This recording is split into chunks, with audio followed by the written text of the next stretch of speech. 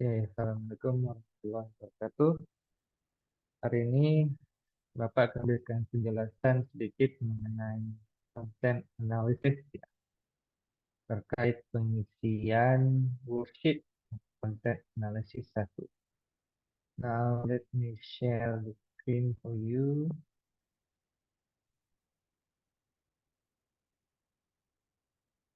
Oke, as you can see di sini ada tabel ya. Ini tabel data mentah ya. Ini nama alias.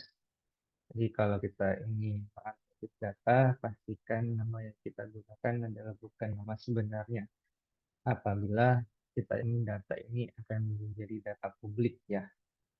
Remember that. And then response, artinya statement yang diberikan. Pertanyaan adalah apa saran Anda agar pengajaran lebih baik dan efektif? Ini respon dari masing-masing mahasiswa ataupun siswa ya.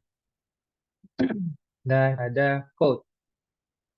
Ini instruksinya adalah find a code from the responses, inductive method. Jadi code bisa juga disebut juga theme ya. Karena kode atau theme tadi merujuk pada eh, pola kira-kira ini statement mengarah kemana gitu. Ya, baik thematic analysis, content analysis, tugas kalian adalah mencari tema ataupun kode. Jadi ini prosesnya disebut sebagai coding ya. Oke, contoh sebaiknya respons dari Naria adalah sebaiknya materi dijelaskan secara rinci agar mudah dipahami. Oke, kodenya misalnya mudah dipahami ya.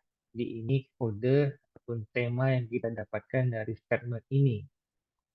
Dari Lisa, sepertinya juga memiliki apa ya statement yang serupa ya. Jadi ingat kode ini mengarah pada statement yang memiliki persamaan ya.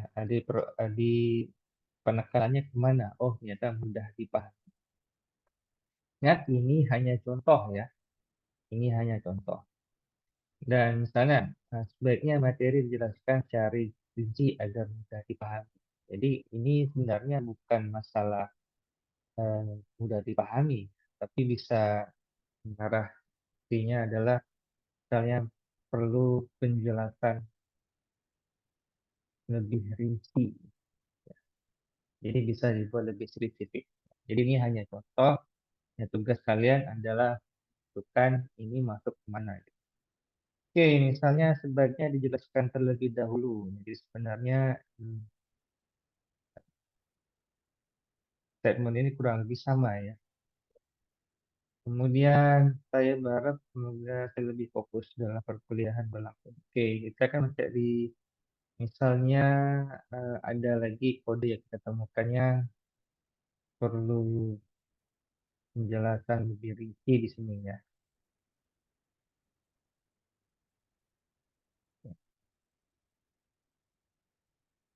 Oke, kita anggap statement ini mana ya? Oke, kita ambil yang ini ya. Ini hanya contoh yang saja. Berarti kita sudah menemukan kurang lebih dua tim ya. Dan ingat, tim ini kita temukan berdasarkan statement yang ada. Jadi, ini namanya inductive method. Inductive method artinya kita menemukan kode atau theme dari statement yang ada.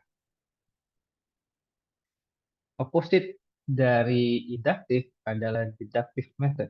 Jadi kalau ada bahasa lainnya, opposite-nya yang berlawanan adalah deductive. Deductive method artinya kita menggunakan teori. Jadi ada teori.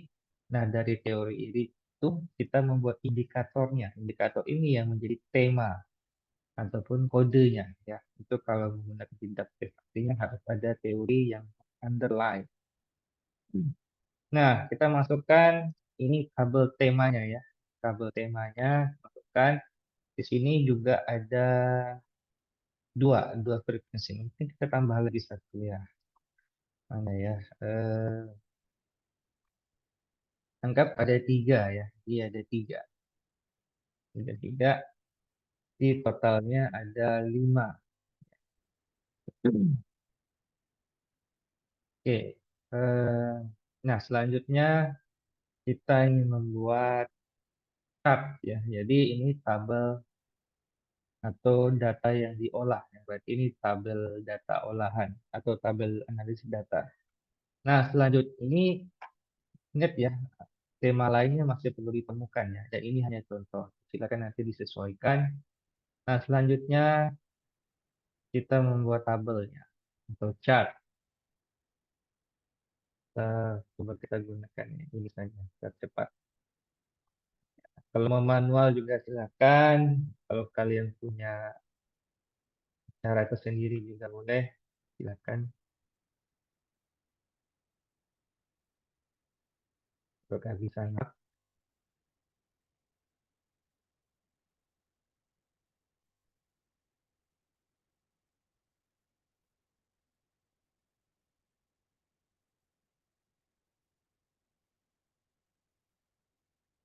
Oke, di sini hitungannya agak berbeda ya. Sudah dipahami, perlu kita lebih rinci. Oke, sepertinya ada yang salah. Oke. Oke, ingat ini hanya contoh ya. Jadi kalian bisa melakukan analisis yang jika lebih jelas. Tunggu, kita coba lagi.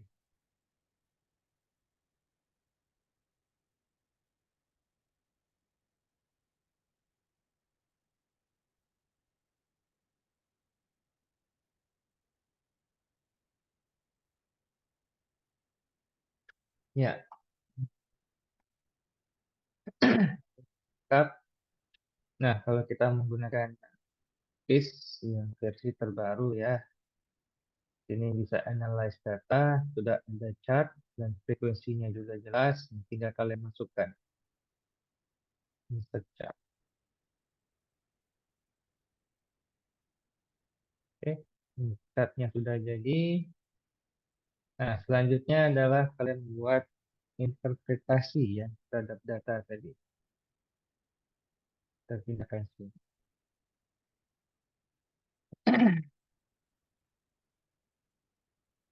Supaya jelas kita bisa lihat saja.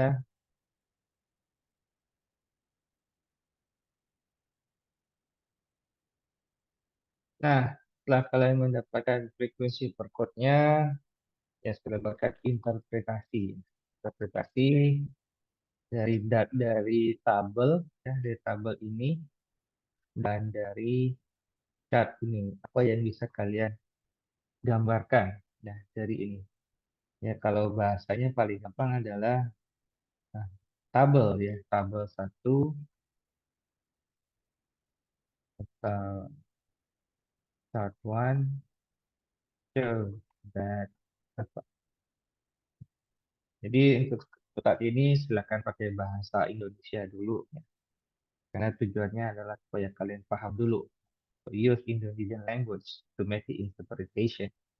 So, jadi kita perlihat bahwa mayoritas mahasiswa atau siswa masih memiliki permasalahan dalam memahami ya, dalam memahami apa pengajaran. Di berapa persen nih? 40% ya. Tapi kurang lebih 40% mahasiswa menyatakan tidak mengalami kesulitan untuk memahami, namun 60% diantaranya masih menganggap perlu penjelasan lebih rinci. Jadi kurang lebih interpretasinya seperti itu. Jadi ini tugas Anda untuk minggu ini, silakan dikerjakan. Apabila ada pertanyaan, Anda dapat bertanya melalui grup ataupun WA. Oke, jadi saya rasa demikian ya. Untuk instruksinya silakan dibaca ya di halaman 2 ya. Masing-masing individu melakukan coding. Kalau mau melakukan individu atau kelompok silakan. Tapi intinya dalam kelompok silakan diskusikan code yang telah ditulis. Sepakati kodenya apa. Kemudian isi frekuensinya buat catat interpretasi. Nah, jadi ini ada reader satu dan reader 2. Jadi kalau kalian memang kelompok, ya silakan buat reader satunya siapa, reader 2-nya siapa. Walaupun kalian sebenarnya mungkin kelompoknya besar, jadi tinggal menyesuaikan saja. Bukan berarti tidak kerja ya. So make sure that you also type the names for the reader. Nah, jangan lupa nanti pengumpulan tugas ya, kalau disebutkan nama kelompoknya ya. Ada barang bagian yang perlu dimasukkan.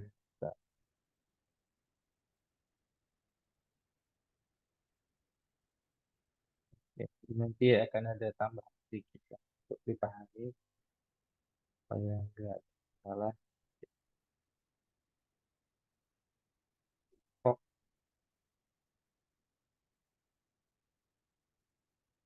wah, anggota satu, anggota dua, terusnya.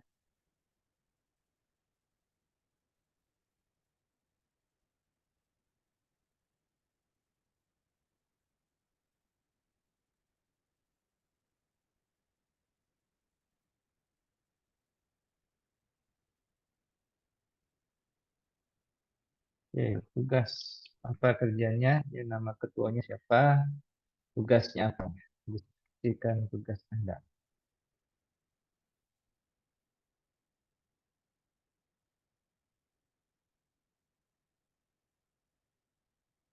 Oke, jadi kita masukkan di sini supaya jelas ya.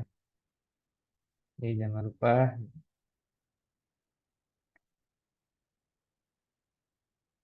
Okay, I think that is all for my explanation for this week assignment. Thank you very much.